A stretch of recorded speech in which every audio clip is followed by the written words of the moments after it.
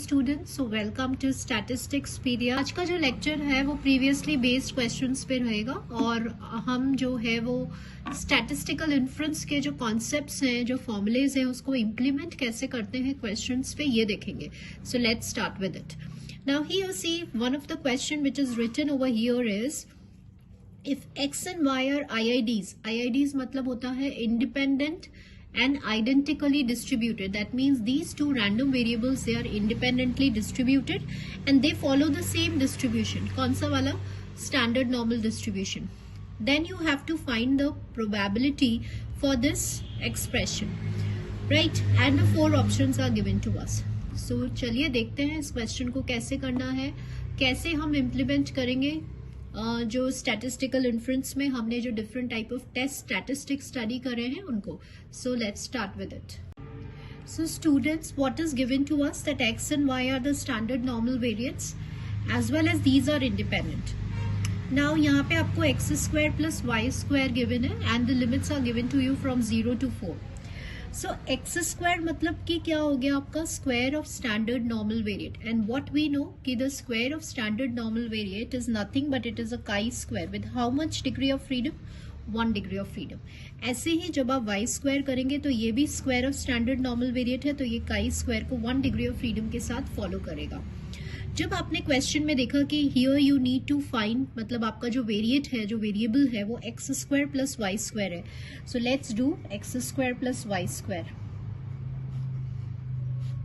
Now also we know कि अगर आपके रैंडम वेरिएबल्स या काई स्क्वायर वेरिएट्स इंडिपेंडेंट हैं और आप उनका एडिशन कर रहे हैं, so by the additive property of chi square, this we have studied in the previous lectures कि additive property of chi square क्या होता है कि जब आप सम करते हैं काई स्क्वायर वेरिएट्स का जो कि इंडिपेंडेंट होने चाहिए, तो वो भी क्या फॉलो करता है काई स्क्वायर को with the addition of the respective degrees of freedom.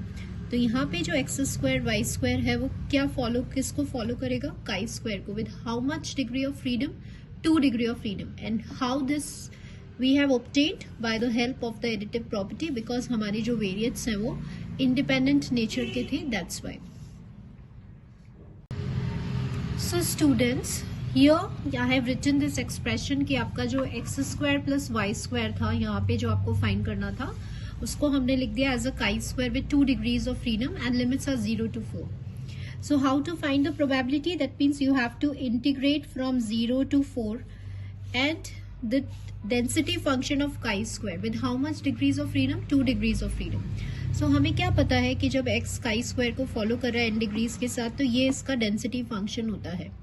अब यहाँ पे 2 डिग्रीज ऑफ फ्रीडम है, तो n की प्लेस पे आप 2 को सब्सटीट्यूट करेंगे तो what you will get? 1/2 n/2 होता है, n की प्लेस पे आपने 2 किया, दैट इज गामा 1 हो गया, e की power minus x/2 and x की पावर n/2 मतलब 1 - 1 हो गया ये इंटू dx। नाउ यहाँ पे हमारा जो x है, ये जो x है वो किसको रिप्रेजेंट कर रहा है? Chi square with 2 degrees of freedom को। Now since we are doing objective question, so यहाँ पे I am not specifying each and everything जैसे हम डिस्क्रिप्टिव मैनर में लिखते हैं, क्योंकि हमें शॉर्ट टाइम में क्वेश्चन को सॉल्व करना होता है, that's why. So basically what's the reason behind that we need to know. So 1/2 being a constant बाहर आ जाएगा, 0 to 4 e की power minus x/2 and x ये तो आपका dx हो गया। Now integration we all know e minus ax dx का integration होता है -1/a e to the power of minus ax। इसी को यहाँ पे इम्प्लीमेंट कर देते हैं। यहाँ पे जो आपका a है वो माइनस ऑफ हाफ है, तो जब ये माइनस साइन के साथ ऊपर जाएगा तो ये 2 हो जाएगा, e minus x/2 and limit will be from 0 to 4. So once you will put this minus of 1, so ये आपका आ जाएगा 1 minus e की power minus 2 is the answer for this question.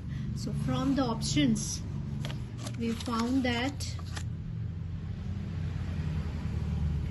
for this the last option is a correct answer. So here in this question we have implemented the chi square distribution the additive property as well as the density function, and simply हमने इसको normal integration से solve किया है. So let's consider one more question. Now suppose आपको mgf given है, mxt is being given to you, then we need to find the mgf for y एक variable है x minus 4/4. तो अभी आपको पता है x माइनस 4 मतलब कि आप कोई भी कांस्टेंट सब्ट्रैक्ट कर रहे हैं तो ये ओरिजिन हो गया, और अगर आप किसी भी कांस्टेंट को डिवाइड कर रहे हैं तो ये स्केल हो गया. तो बेसिकली आपको मोमेंट जनरेटिंग फंक्शन y का निकालना है, and the 4 options are being given to us. So how to find it out? We know that by definition expectation of mgf क्या होता है, e इंटू टी वाई हो गया, and simply आप यहाँ पे पुट करिए y की value, that is x minus 4/4. Now from this expression आप कांस्टेंट वाले पार्ट को, कांस्टेंट पार्ट मतलब क्या होता है, थोड़ा सा हम यहाँ पे इवेल्युएट कर लेते हैं. इसको हमने सिंप्लीफाई कर लिया तो इनसाइड आपके पास माइनस टी आएगा, tx/4 माइनस 4 से 4 कैंसिल हो गया 1, तो e की power minus T. Now from this part जो कांस्टेंट है, कांस्टेंट मतलब जिसमें x नहीं है, उसको आप एक्सपेक्टेशन से बाहर लेकर आइए. सो यहाँ हमने क्या किया, इस वाले पार्ट में x नहीं था तो आप एक्सपेक्टेशन से बाहर लेकर आ रहे हैं, तो आपके पास इनसाइड एक्सपेक्टेशन ये टर्म रह जाएगा tx डिवाइडेड बाय 4. नाउ क्या हम इसको वापस, now since we have to use this value mxt is given to us, तो can we express this expression in terms of mgf? क्या हम इसको mgf या mxt के टर्म्स में एक्सप्रेस कर सकते हैं? बिल्कुल एक्सप्रेस कर सकते हैं. कैसे लिख सकते हैं आप? mx into t/4. Now why we are writing in this form? Because here we are using one of the property that mcxt can be written as mxct. ये वाली प्रॉपर्टी कांस्टेंट mgf की हम यूज कर रहे हैं. तो mxt/4 है, तो अब आपको इक्वेशन नंबर 1 में आप क्या करेंगे, e माइनस ऑफ t को आप रिप्लेस कर देंगे किससे, t/4 से, तो it is 1 divided by 1 minus t/4 का होल स्क्वायर हो गया. यहाँ पे हमने क्या किया, mxt/4 था, और तो गिवन इक्वेशन नंबर 1 में t को रिप्लेस कर दिया t/4 से, तो ये आ जाता है. और थोड़ा सा हम इसको सिंप्लीफाई करेंगे तो we will get the answer. So let's simplify it. So 16 इसका एलसीएम हो गया, थोड़ा सा न्यूमरेटर में ले गए एंड सॉल्व करने पे हमारा जो आंसर आ रहा है वो ये आ रहा है. So let's find it out कि ऑप्शन में कौन सा आंसर है. 16 e to the power of minus T and 16 minus t squared. So the correct answer or the correct option is this. So अगर आपको डायरेक्ट फॉर्मूला याद है origin and scale का, तो even we can apply that also.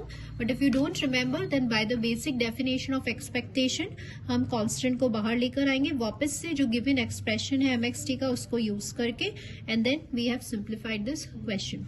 So to upcoming lectures we will see few more questions which are related to some of the PYQs. So thank you all the students.